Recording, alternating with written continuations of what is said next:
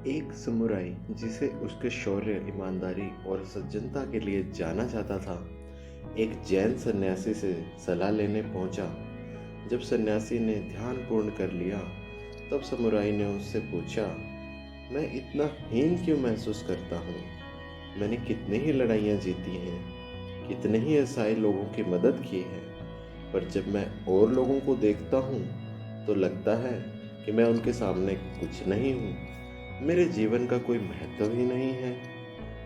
रुको, जब मैं पहले से एकत्रित हुए लोगों के प्रश्नों का उत्तर दे लूंगा, तब तुमसे बात करूंगा, सन्यासी ने जवाब दिया।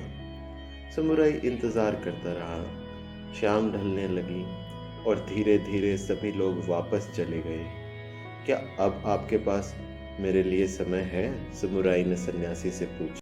इससे पहले हम आगे की कहानी सुने, मेरी एक छोटी सी प्रार्थना आपसे है कि आप इस चैनल को अभी लाइक और सब्सक्राइब कर दीजिए, ताकि हम ऐसी ही कहानियाँ आपके लिए हमेशा लाते रहें। अच्छा, सन्यासी ने इशारे से उसे अपने पीछे आने को कहा। चांद की रोशनी में सब कुछ बड़ा शांत और सौम्य था।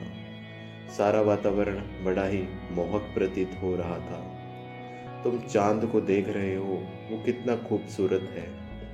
वो सारी रात इसी तरह चमकता रहेगा, हमें शीतलता पहुंचाएगा। लेकिन कल सुबह फिर सूरज निकल जाएगा, और सूरज की रोशनी तो कहीं अधिक तेज होती है। उसी की वजह से हम दिन में खूबसूरत पेड़ों, पहाड़ों और पूरी प्रकृति को साफ साफ देख पाते हैं। मैं तो कहूँगा कि चांद की कोई ज़रूरत ही नहीं है, उसका अस्तित्व ही बेकार है। अरे, ये आप क्या कह रहे हैं? ऐसा बिल्कुल नहीं है, समुराई बोला। चांद और सूरज बिल्कुल अलग अलग हैं, दोनों की अपनी अपनी उपयोगिता है। आप इस तरह दोनों की तुलना नहीं कर सकते, समुराई बोला। तो इसका मतलब तुम अपनी समस्या का हल पता है?